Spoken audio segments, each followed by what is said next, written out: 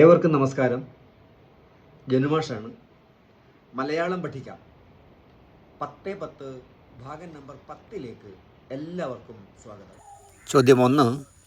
മലയാളത്തിലെ ലക്ഷണമൊത്ത ആദ്യ ഖണ്ഡകാവ്യം ഏത്?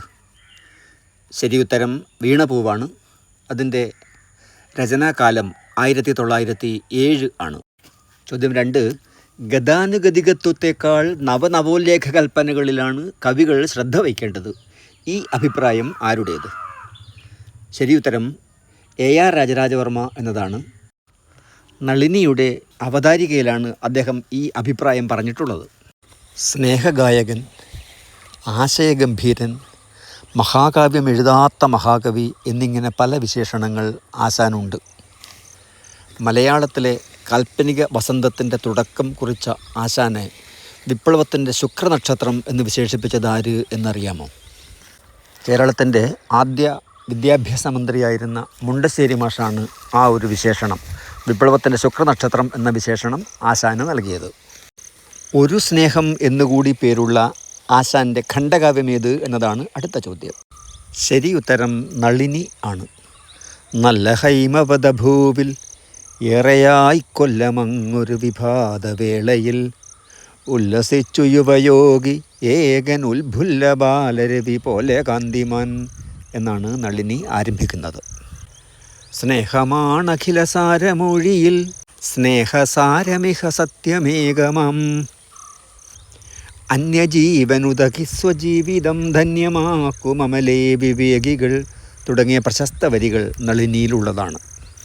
തന്നതില്ല പരനുള്ളു കാട്ടുവാൻ ഒന്നുമേ നരനുപായമീശ്വരൻ ഇന്നു ഭാഷയിത പൂർണ്ണമിങ്ങഹോ വന്നു പോം പിഴയും അർത്ഥശങ്കയാൽ എന്ന് നമ്മൾ എന്നും ഉദ്ധരിക്കാറുള്ള ഭാഷാപരിമിതിയെക്കുറിച്ചുള്ള ശ്ലോകവും നളിനി കാവ്യത്തിലുള്ളതാണ്.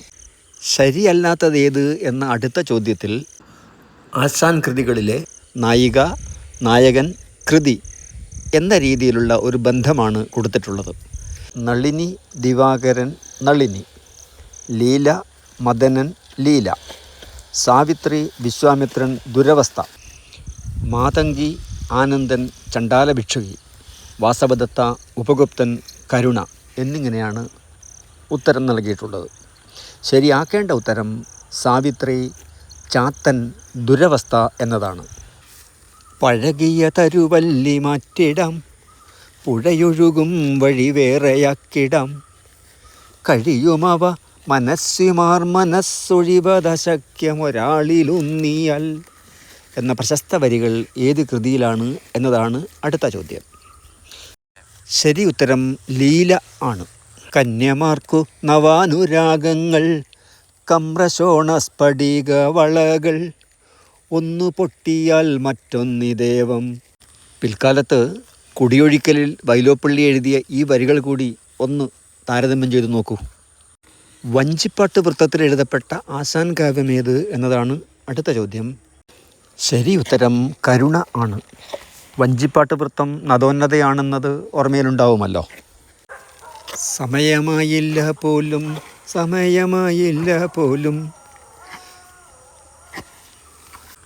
വിശപ്പിന്നു വിഭവങ്ങൾ വെറുപ്പോളമശിച്ചാലും തുടങ്ങിയ പ്രശസ്ത വരികൾ കരുണയിലേതാണ് എന്ന് ഓർമ്മിക്കുമല്ലോ. സുധർമാമുനിയോട് അയോധ്യയിൽ ഗതരായോരള വന്നൊരന്തിയിൽ അതിചിന്ത വഹിച്ചു സീത പോയി സ്ഥിതി ചെയ്താളുടെ ചന്തവാടിയിൽ എന്ന് തുടങ്ങുന്ന ആശാൻ്റെ പ്രഖ്യാത ഖണ്ഡകാവ്യമേത് എന്നതാണ് അടുത്ത ചോദ്യം. ശരി ഉത്തരം ചിന്താവിഷ്ടയായ സീത ആണ്. ചിന്താവിഷ്ടയായ സീതയുടെ പ്രമേയ ഘടനയിൽ ഒടുവിൽ വരുന്നതേത് എന്നതാണ് അടുത്ത ചോദ്യം. വിചിന്തനം, വിഭാവനം, വിമർശനം, വിനിന്ദനം എന്നീ ഉത്തരങ്ങളിൽ ശരിയായത് വിഭാവനം ആണ്. പ്രമേയപരമായ ഈ വിഭജനം കാണുന്നത് സുകുമാർ അഴീക്കോടിൻ്റെ ആശാൻ്റെ സീതാകാവ്യത്തിലാണ്. ആശാൻ എഴുതിയ ബാലസാഹിത്യകൃതി ഏത് എന്ന അടുത്ത ചോദ്യത്തിന് പുഷ്പവാടി എന്നും ബാലരാമായണം എന്നും ഉത്തരം പറയാം. KP കുമാരൻ സംവിധാനം ചെയ്ത ശ്രീവത്സൻ J മേനോൻ നായകവേഷത്തിൽ കുമാരനാശാനായി എത്തിയ സിനിമ ഏതെന്നറിയാമോ എന്നതാണ് അടുത്ത ചോദ്യം. ശരി ഉത്തരം ഗ്രാമവൃക്ഷത്തിലെ കുയിൽ ആണ്. മലബാർ കലാപത്തിൻ്റെ പശ്ചാത്തലത്തിൽ കുമാരനാശാൻ എഴുതിയ ഖണ്ഡകാവ്യം ഏത് എന്ന ചോദ്യത്തിൻ്റെ ശരി ഉത്തരം ദുരവസ്ഥ ആണ്. ആശാൻ സ്മാരകം സ്ഥാപിതമായതെവിടെ എന്ന അടുത്ത ചോദ്യത്തിൻ്റെ ശരിയായ ഉത്തരം തോന്നയ്ക്കൽ, തിരുവനന്തപുരം എന്നതാണ്. 1924 ജനുവരി 16 പല്ലനയാർ, റെഡീമർ എന്നിവ കൂടി ഓർമ്മിക്കുമല്ലോ.